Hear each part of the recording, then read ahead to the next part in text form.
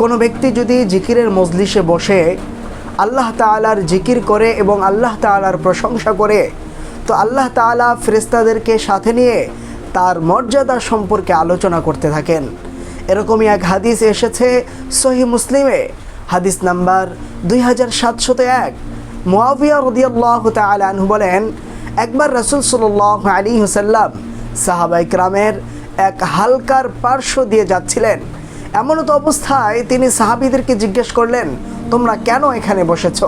সাহাবায়ে কেরাম আরজ করলেন, ইয়া রাসূলুল্লাহ, আমরা এখানে বসেছি, আমরা আল্লাহ তাআলার জিকির করছি। এখানে আল্লাহ তাআলার জিকির হচ্ছে এবং আল্লাহ তাআলার প্রশংসা হচ্ছে, এজন্যই আমরা এই মজলিসে বসেছি। তখন নবীজি বললেন, তোমরা হলফ করে বলো তো, তোমরা কি শুধুমাত্র এ কারণেই বসেছ? সাহাবায়ে কেরাম হলফ করে বললেন, আল্লাহর কসম ইয়া রাসূলুল্লাহ, আমরা শুধুমাত্র এ কারণেই বসেছি।